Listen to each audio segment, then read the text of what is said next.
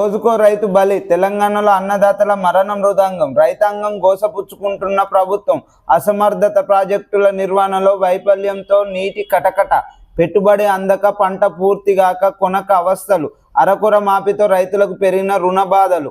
కాంగ్రెస్ పాలనలో 408 రోజులు రైతు ఆత్మహత్యలు 402. కాంగ్రెస్ పాలన వచ్చి ఇవాటికి 408 రోజులు అయ్యే క్రమంలో 402 మంది రైతులు ఆత్మహత్యల పాలవున్నారు. ఇది ఎవరి శాపం, ఎవరి లోపం?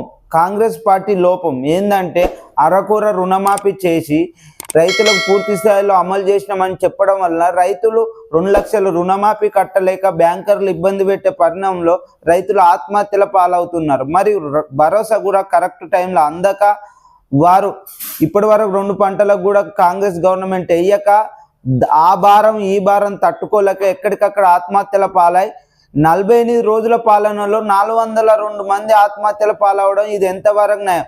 రాబోయే కాలంలో ఇలా రైతులపై ఎందుకు కక్ష అని గవర్నమెంట్ను డిమాండ్ చేయడం జరుగుతుంది.